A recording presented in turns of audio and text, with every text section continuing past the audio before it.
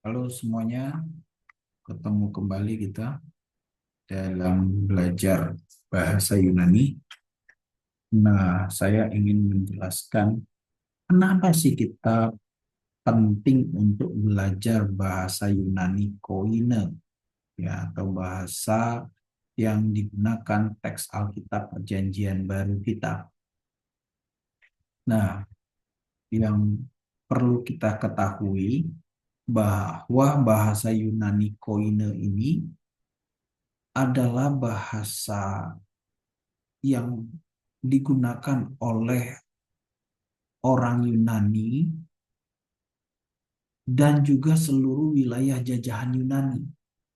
Nah, pada masa Alexander the Great, sekitar tahun 300-an sebelum Masehi, ya, pada masa Alexander the Great ini, dalam upaya menjadikan budaya Yunani menjadi budaya internasional, maka seluruh wilayah jajahan Yunani menggunakan bahasa Yunani yang pada masa itu adalah bahasa Yunani Koine lah yang digunakan. Nah, ini saya munculkan peta wilayah kekuasaan Yunani Koine ini yang ada warna eh, coklat gelap ini ya. Jadi mulai dari Mesir ini ke daerah Turki sekarang ini, Kapadokia sekitarnya, Istanbul, terus ini dulu namanya Makedonia, ya ini udah masuk Eropa, terus sampai ke wilayah India. Jadi ini sudah masuk wilayah India.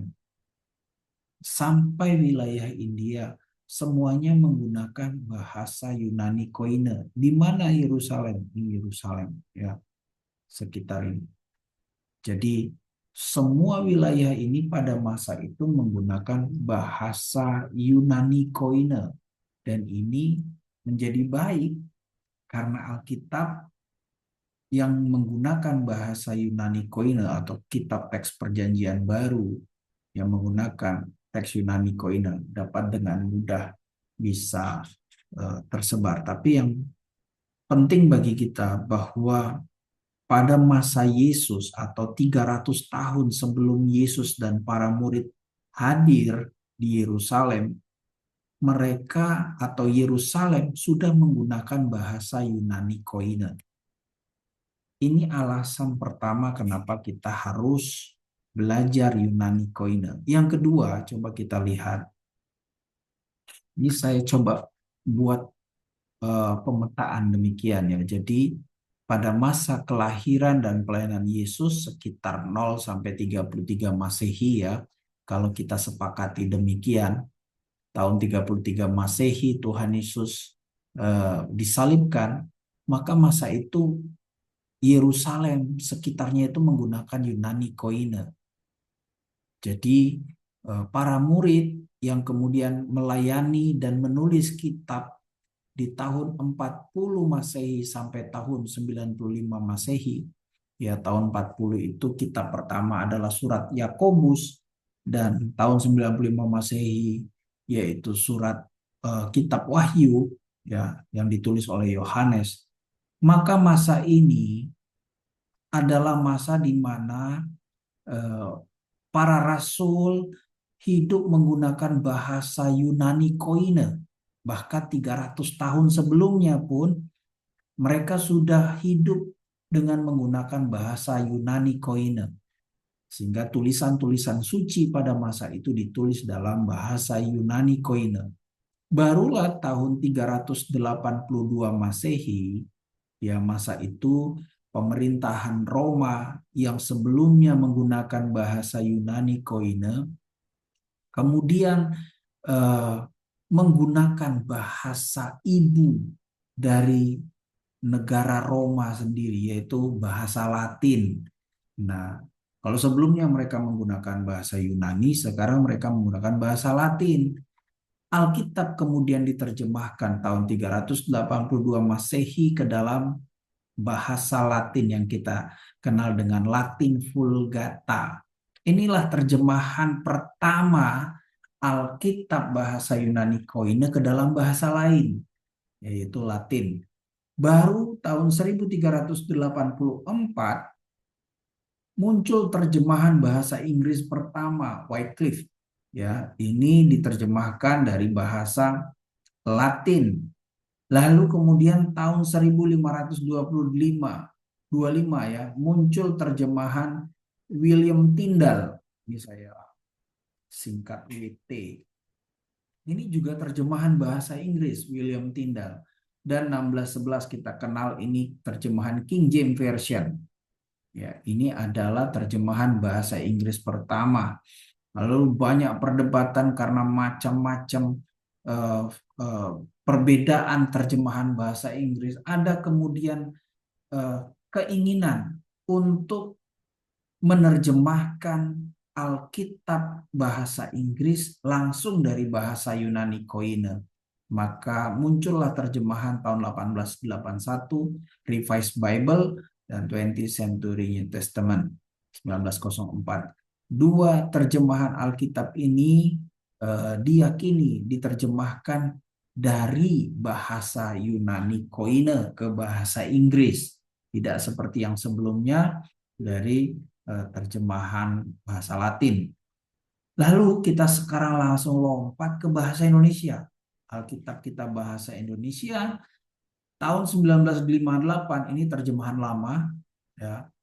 Ternyata Alkitab kita ini diterjemahkan dari bahasa Belanda dan bahasa Melayu ya untuk Alkitab terjemahan lama. Sementara tahun 1974 LAI menerjemahkan kembali ya yang kita kenal dengan terjemahan baru tahun 1974 dengan menggunakan terjemahan lama tadi yang dari Belanda dan Melayu ditambah dengan mempertimbangkan terjemahan bahasa Inggris, maka muncullah terjemahan baru 1974. Artinya apa? Alkitab kita dalam terjemahan baru tidak secara langsung, secara literal, isinya semua diterjemahkan dari bahasa Yunani Koine. Makanya nanti kita bisa melihat ada beberapa terjemahan yang tidak tepat, ada beberapa terjemahan yang tidak muncul, ya kan? Dari teks Yunaninya ada, tapi di teks bahasa Indonesia kita tidak ada. Kita akan melihat hal itu karena terjemahan bahasa Indonesia kita, yang terjemahan baru ini ya, tidak didasarkan dari Yunani Koine.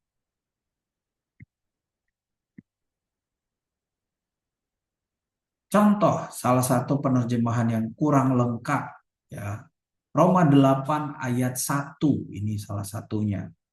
Alkitab kita terjemahan baru diakhiri dengan kata di dalam Kristus Yesus. Tapi kalau kita lihat terjemahan Yunani teks ini versi Byzantium ya. Oden aranun katakrima tois en Kristo Yesu. Nah, en Kristo Yesu ini, ya ini artinya di dalam Kristus Yesus. Hanya sampai di sini saja. Tetapi kata me kata sarka peripatosin ala kata pneuma ini tidak muncul. Atau tidak diterjemahkan di terjemahan LAI kita. Ada lagi contoh. Matius 25 ayat 13. Nah, coba kita perhatikan ini Matius 25 ayat 13 akan hari maupun akan saatnya. Ini saja kata-kata terakhir di ayat 13.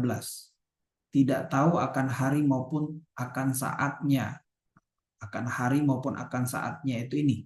Dalam bahasa Yunani ten hemeran ode ten horan. Hanya sampai situ saja. Akan hari maupun saatnya. Nah, ada bagian lain yang tidak diterjemahkan di teks Yunaninya. Di teks Yunaninya itu sebenarnya masih ada enhe ho huios to antropo erketai. Nah, ini tidak diterjemahkan. Nah, untungnya King James Version menerjemahkan ya. Ini. wherein the Son of Man come. Gitu ya. Ini adalah eh, beberapa penerjemahan yang tidak lengkap. Tapi kita tidak bisa menuntut LAI atau menyalahkan LAI dalam hal ini karena memang Alkitab LAI kita tidak diterjemahkan secara literal dari teks Yunani Koine. Nah, sebenarnya saya ingin menunjukkan ini dengan tujuan supaya kita mengerti kenapa kita perlu dan penting belajar bahasa Yunani Koine teks Alkitab Perjanjian Baru kita. Ya, jadi penting karena dengan belajar Yunani Koine kita mengerti eh, makna yang tepat, teks yang lengkap. Kira-kira demikian. Terima kasih.